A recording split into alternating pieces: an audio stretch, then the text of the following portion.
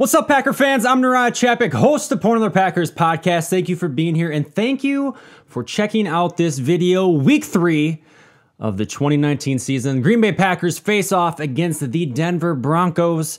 And as always, I am here to give you my final thoughts, my keys to victory heading into week 3 of the NFL season. So I'm not going to talk a whole lot about this intro video. If you want to know what my thoughts are on this game and how I feel like it's going to break down for us, well, it's time to pour ourselves another Packers podcast.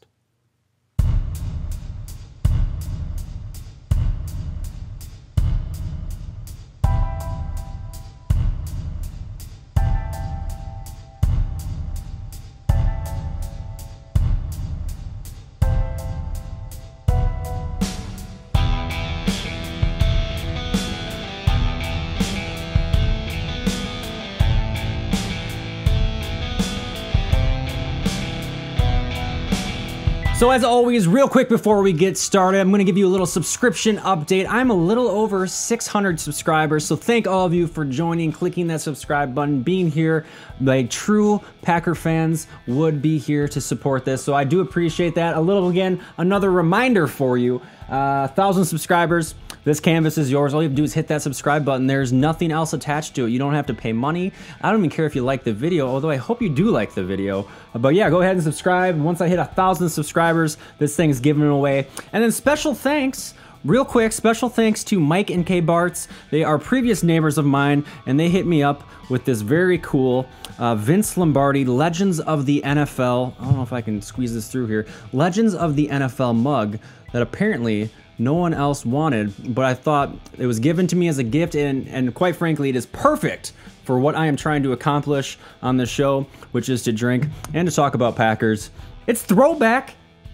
It's Throwback Week. It's Throwback Week in the NFL, and yes, to all of you keen eyes out there, this is a Ty Montgomery jersey, but it is the only throwback jersey I have. And quite frankly, with my luck with NFL jerseys, this is just something that I had to put on. I will probably wear it Sunday. Why not wear it Sunday? I mean, Montgomery is obviously showing exactly who he is out there in New York with his awful performances, but I've struck out just terribly with these jerseys in my lifetime. I have a very nice Ha Ha Clinton-Dix jersey that we no longer need to wear. I have this lovely home Eddie Lacy jersey that will go up as just memorabilia one day. I have our one-year wonder Jared Cook, which I was very high on, but the Packers apparently weren't so high on him. And then I have an away Eddie Lacy jersey that I turned into a duct tape version of a Josh Jones jersey, and both of those guys to have completely evaporated. So count that with the Montgomery jersey. I'm striking out completely. But we're not here to talk about my apparel or what I keep in my closet. We're here to talk about a couple of things and the upcoming game against the Packers and the Broncos. So a couple transactions took place this week, right? So from our lovely 2-0 victory over the Minnesota Vikings on Sunday, the Packers then went out and signed Tremont Smith off waivers from the Kansas City Chiefs. He is another Smith, of course, that we are adding to our Packers roster, and even more specifically to the Packers defense. 6th round pick in the 2018 draft. He played cornerback as a rookie last year in Kansas City. And last year, I mean, his main reason, or I guess the Packers' main reason for signing this guy to the Packers roster is that he excels at the kick return aspect. So last year he had 33 kick returns for a total of 886 yards. He averaged 26.8 yards per return. That ranked him number 4th in the NFL last year, and that includes a 97-yard return that he had against the New England Patriots in last year's game. So on the surprising side, because they went out there and they picked up this cornerback / kick returner, the real shocker of the week happened on Tuesday when the Packers announced that they were trading wide receiver Trevor Davis. I can't believe I stuttered over that name, but they traded Trevor Davis for a 6th round pick to the Oakland Raiders. And then as a result, they signed another wide receiver, Keon Hatcher, to the practice squad. So this one was a little bit of a shocker to many of us out there in Packer Nation. So Davis was positioned as the 4th wide receiver on the depth chart. I think you look at Adams, you look at Allison, MVS, maybe Kumerow's right there, but I think Davis was getting the nod as far as playing time and being an active role on that roster. So we got rid of our fourth wide receiver on the depth chart, and releasing him really points out a very clear thing that Green Bay obviously feels about Trevor Davis, or about the Packers team, is that they are confident in Shepard and his rehabbing or coming back from injury, because he was kind of the guy to take over that kick return and punt return opportunities. And then they obviously feel confident what they have for depth at wide receiver. And I was reading an article just tonight as I was trying to get some of this stuff gathered and some of this information. I found it really interesting, an article that someone pointed out that we are stacked at the wide receiver position. I personally could not agree more with that statement, but for so long, all offseason OTAs, the Packers need to go out there and get a wide receiver, and now apparently we are completely loaded at wide receiver, so we can afford to let go of Trevor Davis. But kick returns are essentially useless in the NFL.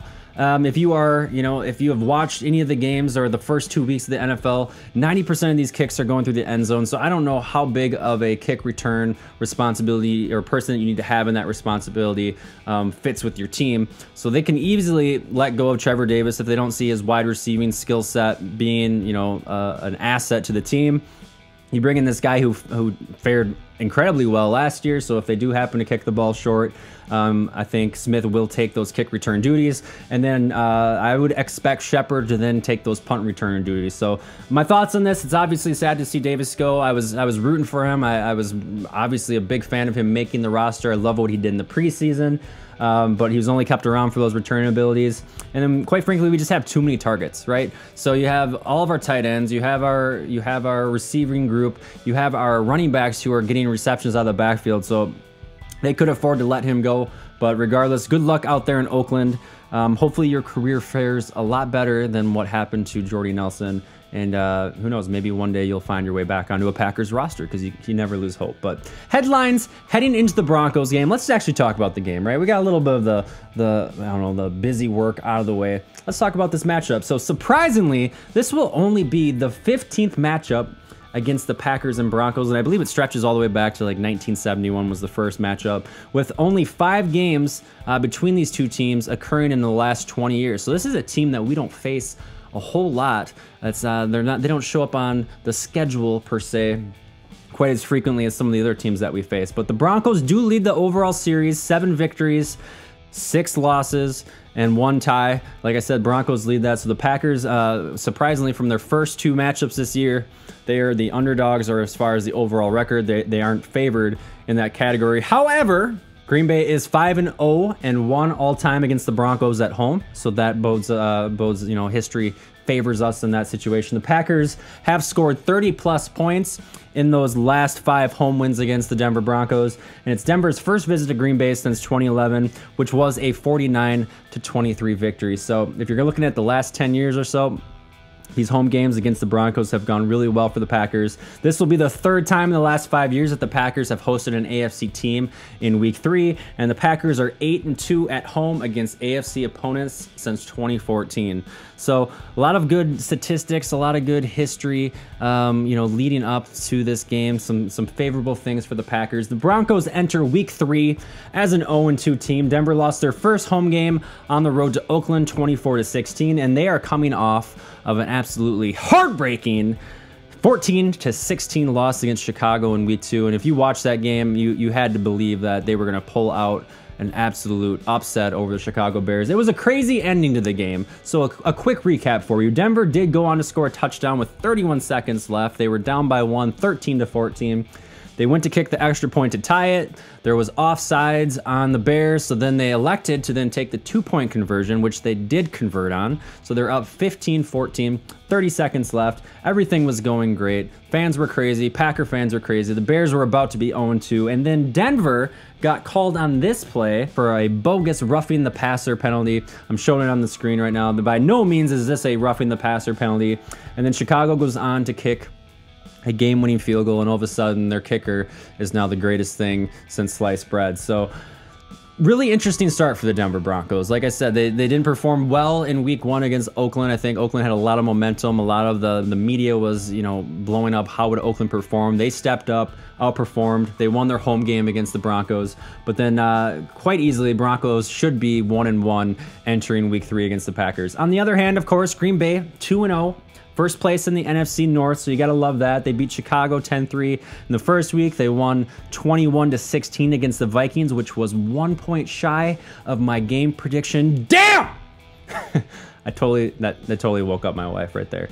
So the Broncos, of course, have former Bears defensive coordinator Vic Fangio as their first-year head coach out there in Denver, but their defense hasn't been the dominant force that you'd expect out of a Vic Fangio defense. With defensive players like Von Miller, edge rusher Bradley Chubb, cornerback Chris Harris Jr., who entered the league, by the way, their cornerback Chris Harris Jr. entered the league as Pro Football Focus's highest graded slot defender. Their defense hasn't been able to do a whole lot of anything. Through 2 weeks, the Broncos have failed to register a single sack or an interception, and that's just not what you'd expect out of a Vic Fangio team. And then on the offensive side of Denver's football team, you have Super Bowl winning quarterback, I like to say that, Super Bowl winning quarterback Joe Flacco, who leads the Broncos offense with a 91.6 passer rating. He has 2 touchdowns and 1 interception. He ranks 23rd in the league for that quarterback passer rating, but he is also ahead of Kirk Cousins, who's ranked 33rd, and Mitch Trubisky, who's ranked 40th through these 2 weeks, which makes him the best quarterback that we will face heading in to this year, quite frankly. And this is the most I can dig for headlines when it comes to this Denver Broncos game. So Emmanuel Sanders is easily their best receiver. He has 184 yards this year, and he has both of the passing touchdowns that Joe Flacco has thrown, so he's got 2 receiving touchdowns. Phillip Lindsay, running back, proved to be a solid threat in 2018, where he rushed over 1,000 yards and had 9 touchdowns.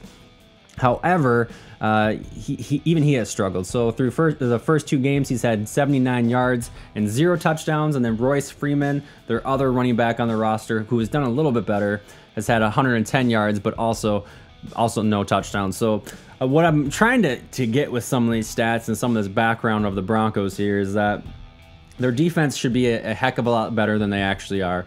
And their offense, just kind of similar to the Packers offense, quite frankly, has struggled to get things going. So as I said in my Q&A video, if you guys tuned into that Sunday after the game, someone asked me what I thought about the Denver Broncos matchup, and I believe this would be the perfect formula for what the media and people alike like to call a trap game. So Green Bay has come off of 2 huge divisional victories facing the Chicago Bears and the Vikings. Those obviously were, going to be kind of staples of what this team could be, to go out there and to get those division wins and show that you are a solid contender in the NFC. And after Denver, the Packers have an extremely short week on Thursday night when they have to face off against a really good Eagles team.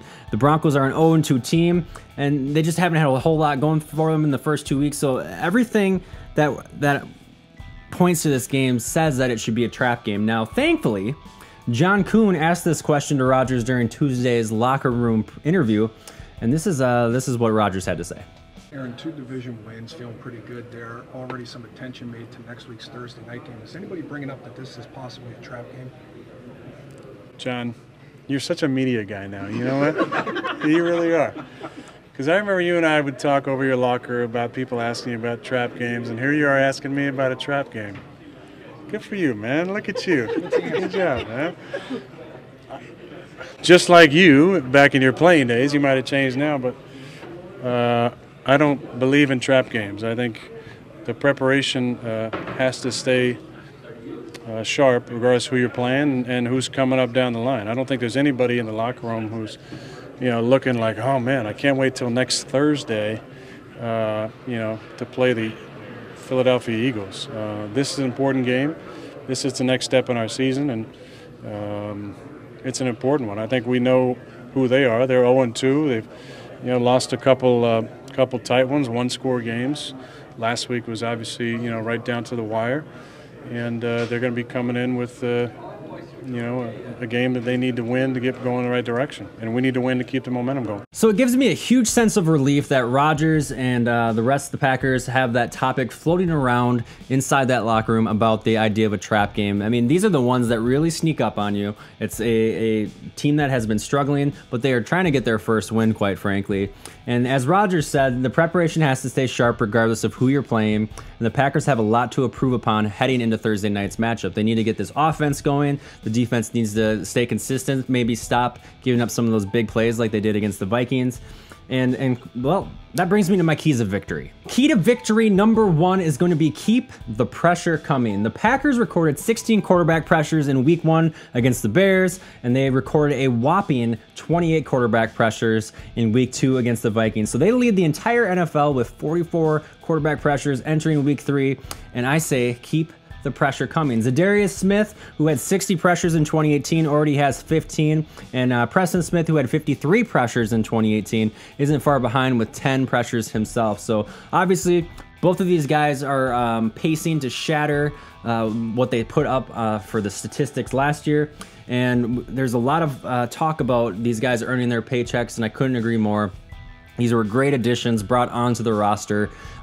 Huge improvements over Nick Perry and Clay Matthews, even though Clay Matthews is still going out there and getting sacks. You got to love what these guys have brought to the team. But I think this would be a great game, this Bronco game, to finally start to get Rashawn Gary involved more. So I'd like to see, him get a lot more snaps this game. I'd like to see if Pettin begins experimenting with what he can do with 3 of these guys on the field, because yes, Gary is raw and obviously a rookie and has a lot to learn, but I think if you can start to maybe play around, maybe if they get off to a bigger lead, or if they can start playing around with getting these 3 guys on the field and trying to, different schemes or different, motions to really throw that offense kind of for a loop. I think this would be a great game to start to experiment with that, and then Gary can even be more of a game-wrecking force as we approach that Week 4 matchup against the Eagles. So, as I already mentioned, the defense has been able to ruin the stat sheet for both Trubisky and Kirk Cousins, and with a struggling Broncos offense coming to town, it should be a great opportunity. Just keep the pressure coming, get at the quarterback, cause Flacco to rush or make mistakes, throw some interceptions, great turnovers, get that Lambeau Field crowd rocking, and keep the jello shots coming is what I like to say. Key to victory number 2, continue to focus on the run game. So after a rough week 1 performance against a really good rush defense in the Chicago Bears, Aaron Jones finally had himself a game last week against the Minnesota Vikings. He ran for 116 yards on 23 attempts, and he was back to averaging 5 yards a carry, which he was averaging about 5.5 yards a carry last season through Mike McCarthy's offense. He had 1 lone touchdown, but he also had 34 yards receiving. So he was an active force in the Packers game plan last week. And Aaron Jones not only had not only had a great performance, but he showed that the Packers can really rely on him to run the time off the clock and pick up crucial first downs near the end of the game. So it was really nice. It was really refreshing, a breath of fresh air, if you will, when the Packers had the ball with 3:14 left. They really essentially just need to run out the clock and keep the defense off the field. Jones was able to pick up a 4-yard run, a 13-yard run, a 2-yard run, taken to the 2-minute warning. Packers were able then to run 2 more plays, and then the Vikings weren't able to get the ball back with 10-15 seconds left in the game. So that's something that we have not been able to do as an offense. It's a huge benefit to the team when you don't have to rely on the defense trying to stop any offense for a 2-minute drive, and the Packers are able to just go out there, be aggressive, get the first down, and Aaron Jones truly stepped up, and we need to keep feeding him the ball and growing off of that. I fully expect the Packers to commit even more to the run game. It's going to dominate the time of possession, which will be crucial. It will keep the defense off the field, so when they are on the field, they can get at them and run full pace and full steam ahead. It will, of course, open up the play action, as I've talked about numerous times, and that play action has already been deadly, even though we have, quite frankly, struggled to get a run game going to the fullest. And it allows Rodgers to rest. I like to use rest in quotations on that one, heading into the Eagles game. If he doesn't have to go out there and throw, 30 passes, 35 passes, he's going to be nice and loose and ready to go when the Thursday night matchup game comes against the Eagles. So key to victory number 3, and this one you guys might, call a cheat answer, but I'm going to call this one come away from the game healthy. So hear me out on this one. Outside of the potential trap game element, which I keep harping home about over and over, the Packers should come away with a dominant victory in this game. However, Green Bay plays safety Raven Green on injured reserve Monday. He suffered that ankle injury against the Vikings, which leaves us severely light in that safety position. Jimmy Graham has sat out of practice the entire week, so that resulted in tight end Evan Bayless coming up from the practice squad. He will be a game time decision, but he's struggling with those injuries.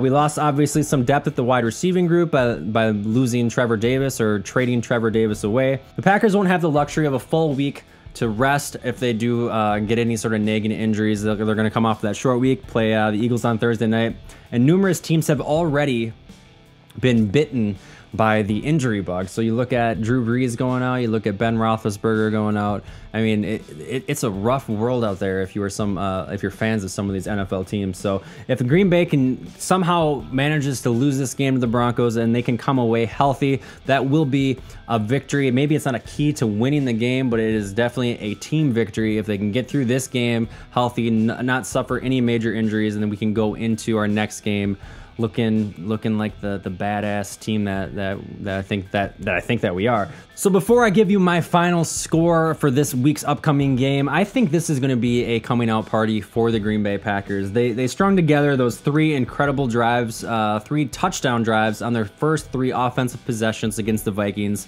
And it's 21-0. We all thought, I mean, I was ready to go get a Super Bowl ticket for February, but they obviously came to a screeching halt for the rest of the game, held on to that victory.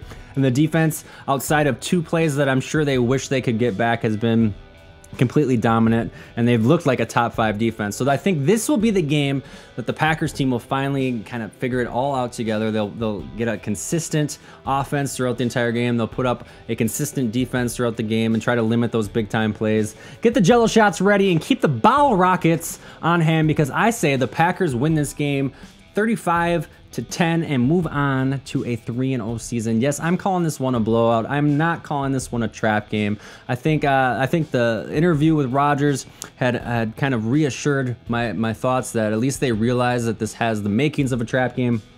And because of that, now that they're aware of it, thank you for asking the question, John Kuhn. But now that they're aware of it, I think the Packers absolutely blow out the Denver Broncos. Head out to that 3-0 victory. We're looking at least 4 touchdowns, a couple field goals, and having ourselves a short week to enjoy it until we move on to that Eagles game. So final thought before we close up this video. I gotta tell you guys, you need to stop going crazy over every possible trade or free agent signing. So Melvin Gordon, Antonio Brown, Des Bryant, Minkah Fitzpatrick, Jalen Ramsey, some of you guys go absolutely crazy for the Packers signing and picking up every single possible free agent or trade aspect that's out there. The Packers have a strong nucleus, and they are brewing something very special over there on Lombardi Avenue. Now, I would love to add nearly any of these guys to our roster, but it can't be detrimental to the team, and we literally can't afford to sign all of these players, and it should not leverage our future to get some of these, big names on the roster. If the news should break that the Packers did go out and sign any of these names or one of these names, or had they signed one of these names, at that point we should celebrate. But otherwise, we got to enjoy the guys that we got. We have both Smiths, who have been absolutely fantastic. Adrian Amos, a much improved upgrade over that Clinton Dix fellow. Aaron Rodgers is our quarterback. Adams is our wide receiver. Aaron Jones is our running back. Kenny Clark, arguably one of the best at his position, is a budding and growing star. And then you have rookies like Savage and Elton Jenkins out there making an immediate impact on that team.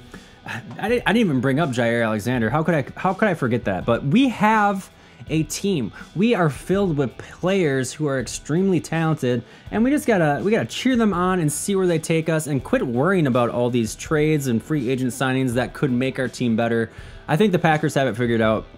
I think Gutekunst has it figured out. I think Matt LaFleur has the entire, rally cry going, and he has the full support of that team. So quit worrying about it. Quit posting stuff on Facebook or wherever you talk about trades. It's getting real annoying. So with that, thank you for watching. Thank you for checking out the video. As I look forward to our next topic or our next time getting together, I am going to start doing my live Q&As on Tuesday nights at 9 o'clock at night. trying to do them after the game becomes a little bit of a frustration because I'm not always in a hurry to get back home and get set up and everything. And then you guys are usually watching their football games. I think I only had 8 or 9 people tune in last week. So Tuesday nights at 9 p.m. will be the set time. You guys can tune in. I'm going to just do my full episode, my full review and recap of that week's game with everyone that tunes in, and then we'll do a Q&A. You guys can chime in with questions and go from there. Comment as we're there. I'm going to do live premieres, so I think that will be a lot of fun. I think that's the best way to handle that moving forward. And like I said, Broncos-Packers, they face off at noon Central Time on Sunday. I think the Packers will find themselves hopefully on the winning side once again. And until next time, I will see you on the internet. Thanks for watching.